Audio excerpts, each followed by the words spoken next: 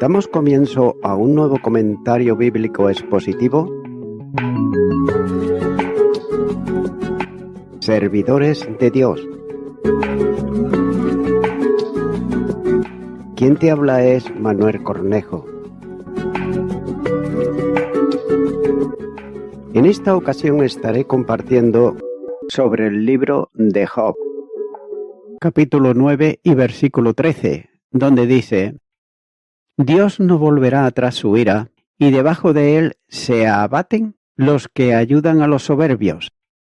Dice que Dios no volverá atrás su ira, no dejará de castigar, ni porque ningún hombre pueda dominarlo o contenerlo, ni por temor a que le reprenda por proceder a castigar, como se implica al comparar este versículo con el anterior.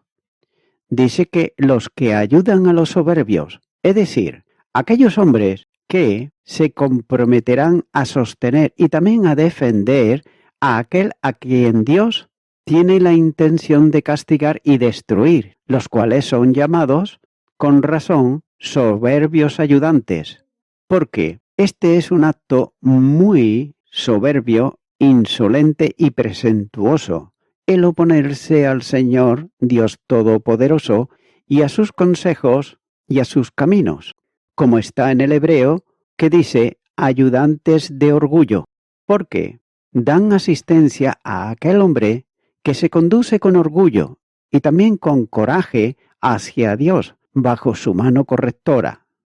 Y como algunos lo traducen, los ayudantes de Egipto, es decir, los ayudantes más poderosos, porque Egipto era en el tiempo de Job un reino muy poderoso y floreciente, y no lejos del país de Job. Y la palabra Raad, traducida aquí orgullo, se pone en otra parte para Egipto, como por ejemplo en el Salmo 87 versículo 4, donde dice: Yo me acordaré de Raad y de Babilonia entre los que me conocen. He aquí Filistea y Tiro, con Etiopía. Este nació allá. Isaías capítulo 51 y versículo 9 dice: Despiértate, despiértate, vístete de poder, oh brazo de Jehová. Despiértate como en el tiempo antiguo, en los siglos pasados. ¿No eres tú el que cortó a Raad y el que hirió al dragón? Y como por otro lado algunos lo toman en Job capítulo 26 versículo 12, donde dice que él agita el mar con su poder y con su entendimiento hiere la arrogancia suya. Sigue diciendo este versículo: inclínate debajo de él, es decir, caerás y serás aplastado por él, y en consecuencia los que son ayudados por él deben de caer con ellos. Continúo ahora con el versículo 14, donde dice: ¿Cuánto menos le responderé yo y hablaré con él palabras escogidas? Dice que cuánto menos le responderé. Yo que soy tan débil, ¿cómo puedo lidiar con él? Nótese que si los objetos más poderosos del universo están bajo su poder, si las constelaciones son dirigidas por él, si la tierra es sacudida y las montañas movidas de su lugar por su poder, y si los hombres de rango más exaltado son postrados por él, ¿cómo puedo presumir de contender con Dios? Note que este es el punto de vista común que se da del pasaje y es evidentemente el que nuestros traductores consideraron. Pero se ha dado en la traducción lo que parece una versión más liberal y para expresar un mejor sentido, aunque se puede ver que la traducción difiere de todo de lo que se ha visto.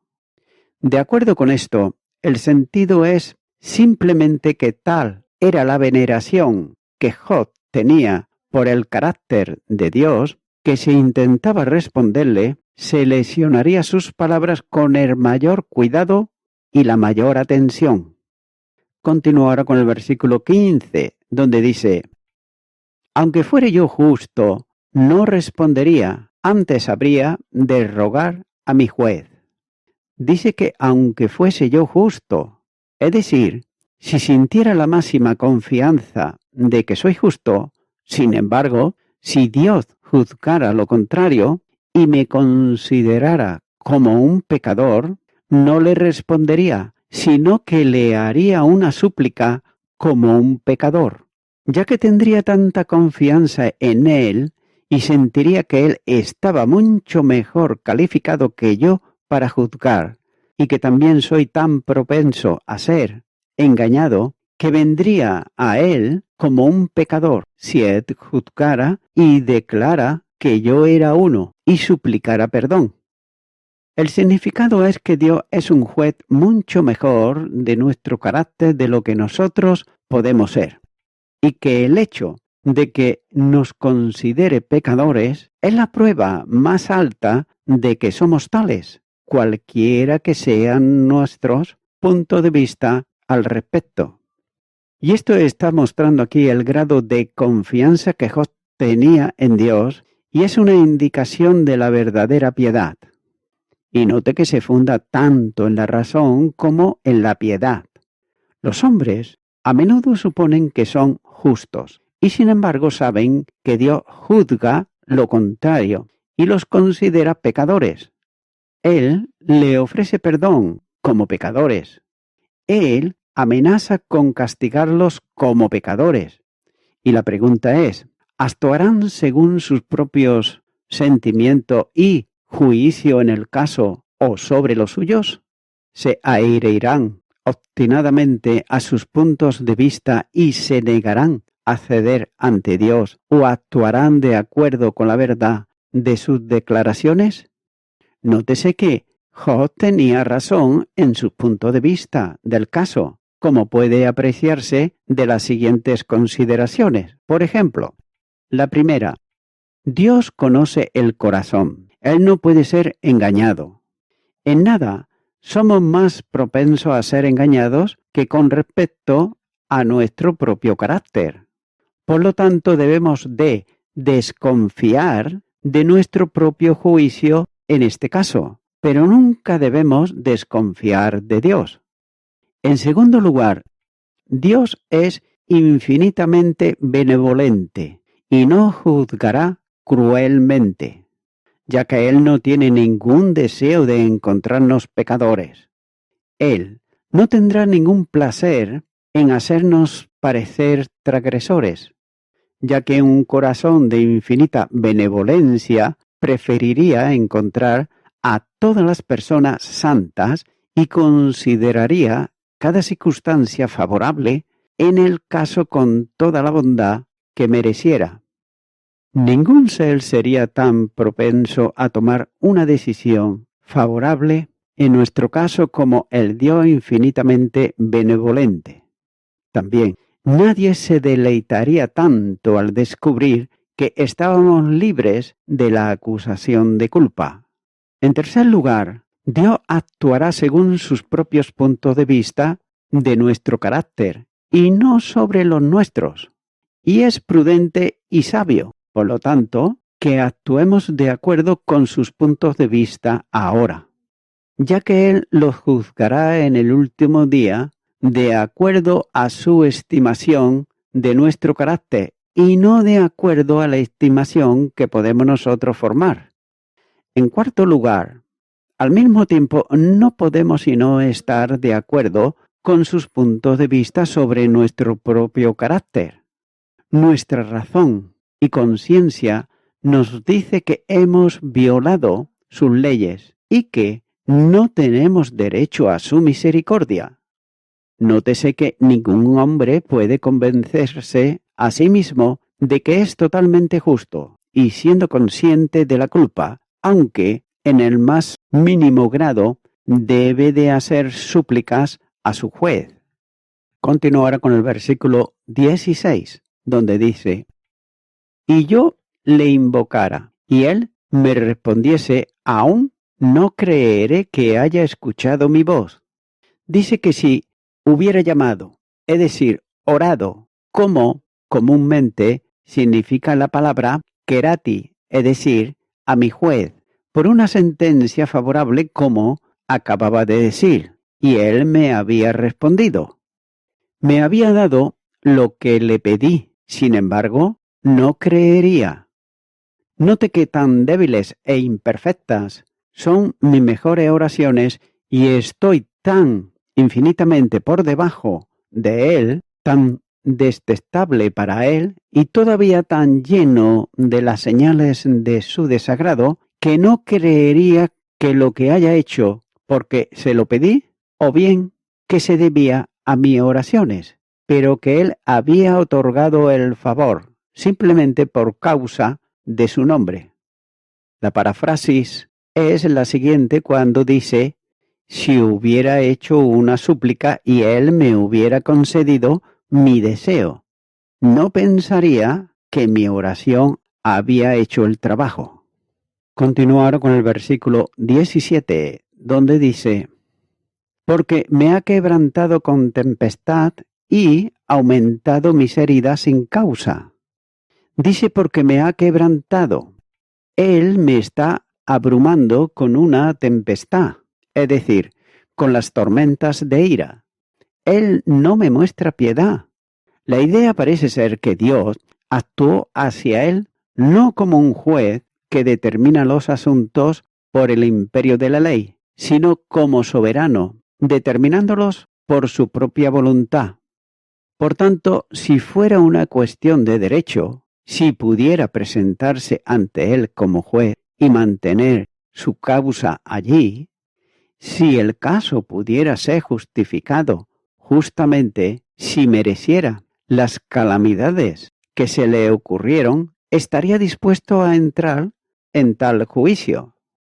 Pero donde el asunto estaba determinado únicamente por la voluntad y Dios actuaba como un soberano, haciendo lo que quiso y sin dar cuentas de sus asuntos a nadie, entonces sería inútil argumentar la causa.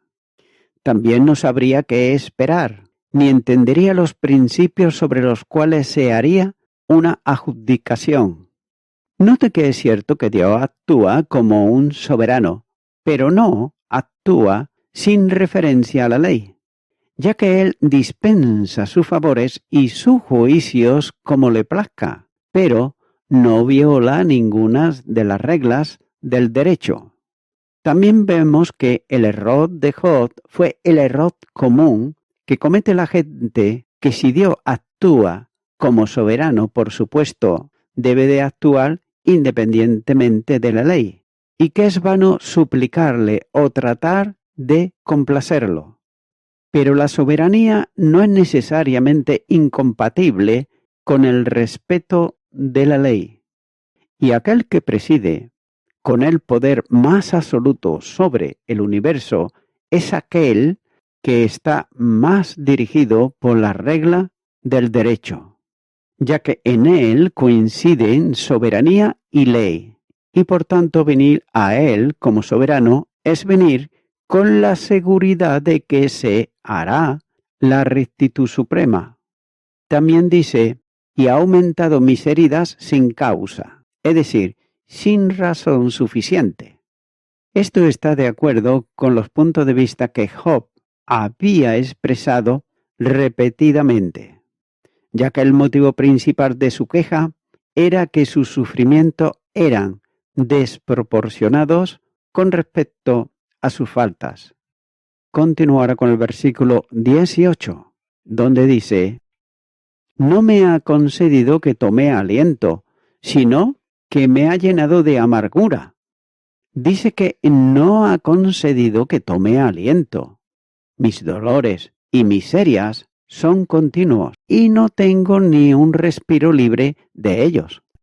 Sigue diciendo, pero me llena de amargura.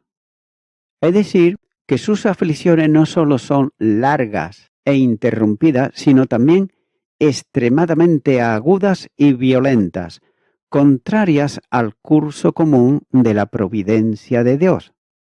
La versión de Ovigat de este y dos versículos anteriores muestra admirablemente bien su contexto y, según el obispo Lowry, nos da el verdadero sentido del pasaje cuando dice: Pero si llamo para que él me responda, no podría creer fácilmente que él escucharía mi voz, ya que me ha quebrantado con una tempestad y me ha hecho muchas heridas sin causa, ni me ha dado espacio para tomar mi aliento, por lo que me ha llenado de amargura. Continuará con el versículo 19, donde dice: si habláramos de su potencia, por cierto, es fuerte. Si de juicio, ¿quién me emplazará? Es imposible sino que Job deba ser disuadido de la idea de una controversia judicial con Dios, viendo que Dios, ya sea que la cuestión sea sobre poder o derecho, siempre es superior al poder. Y si la pregunta es sobre la fuerza del fuerte, he aquí, dice Dios, heme aquí, ¿cuál es tu disputa conmigo? Y si la pregunta es sobre el juicio, justicia o derecho, él dice, ¿quién me enseñará un tiempo para abogar? Note que Dios declara aquí también que Él está listo para enfrentarse a cualquier adversario que lo desafíe a un conflicto, como también que ninguno es superior a Él en poder para poder convocarlo a un juicio judicial. El poder divino y la soberanía de Dios hacen que sea imposible que los mortales discutan cuestiones de lo correcto con Él, con respecto a sus tratos. Por otro lado, la versión en inglés parece ser que se adapta mejor al paralelismo, con este ligero cambio de las palabras insertadas en cursiva, donde dice: si se trata de fuerza, he aquí Dios, fuerte soy. Y si se trata de juicio, ¿quién dice Dios me dará tiempo para pleitear? Entonces, ¿quién es como yo? ¿Y quién me señalará el tiempo? ¿Y quién es ese pastor que estará delante de mí? Jeremías capítulo 49, versículo 19. Note que las últimas palabras ciertamente se apoyan mejor a Dios que a Job. La palabra me en la versión en inglés se aplica a Job. El he aquí expresa la rápida disposición de Dios para la batalla cuando es desafiado.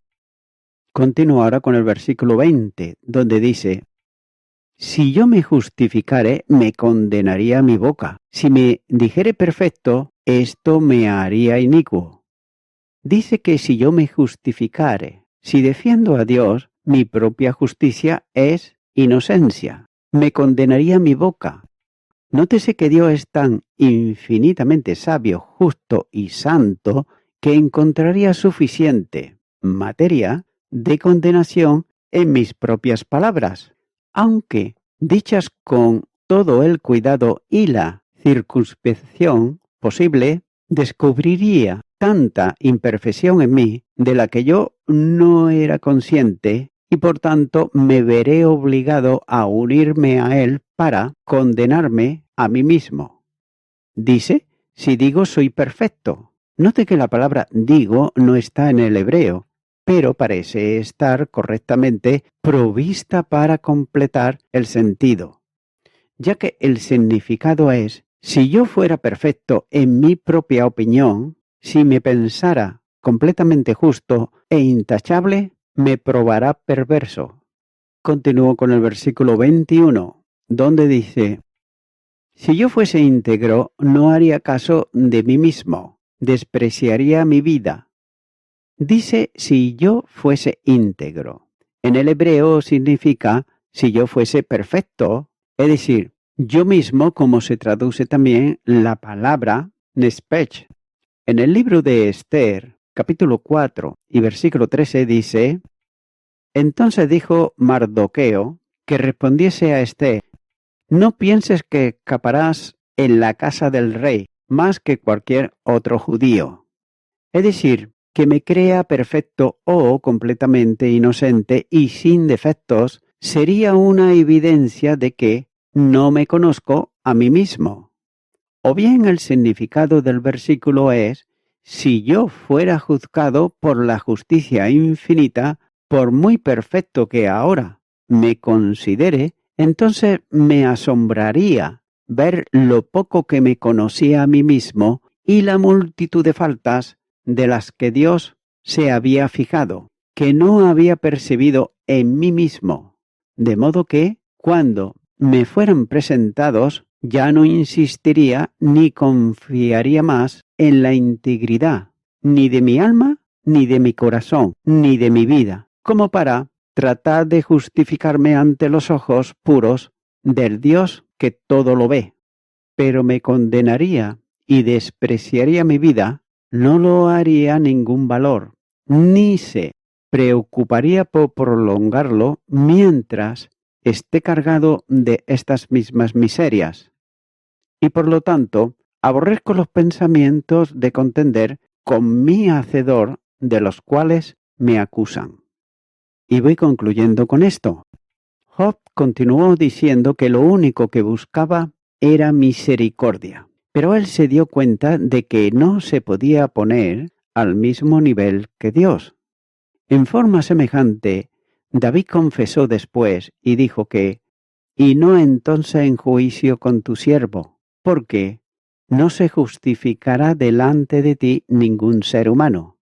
Salmo 143, versículo 2. Note que por su propio mérito nadie puede estar delante de Dios. Y esta debe ser la confesión de cada ser humano.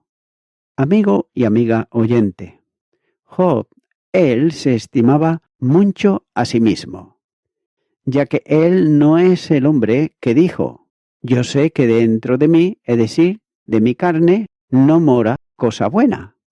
Job, aunque él no está diciendo que es un hombre perfecto, sí mantiene la posición que es un hombre bastante bueno.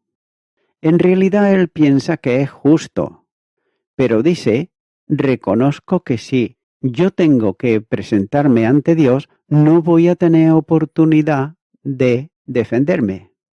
Y esa es la misma posición en la que muchos hombres se encuentran en la actualidad y no conocen la palabra de Dios, ya que ellos piensan que pueden estar ante Dios y que podrán cumplir con las normas que Él ha establecido y que están en la actualidad agradándole a Él.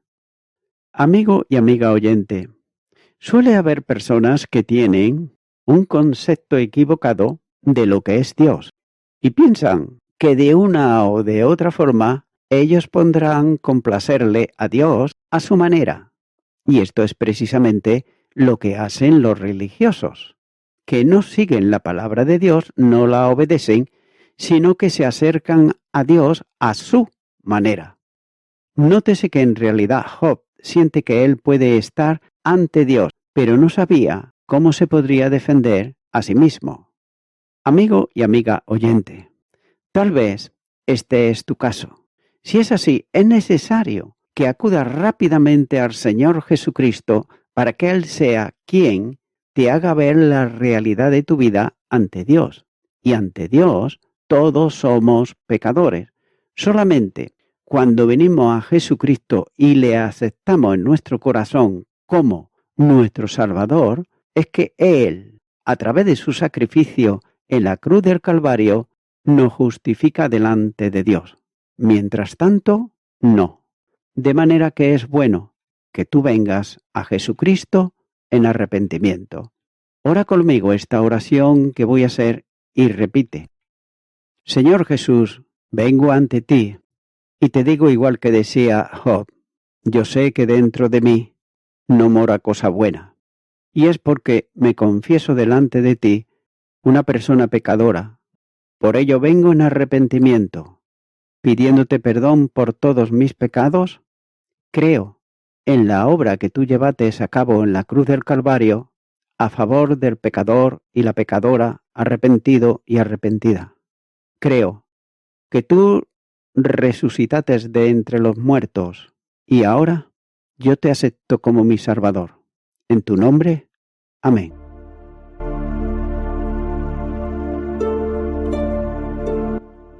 Amigo y amiga oyente, si tú has hecho esta oración de corazón, te recomiendo que comiences a orar a Dios en primer lugar. en el nombre del Señor Jesucristo. Orar a Dios no es rezar, sino que es hablar con una persona.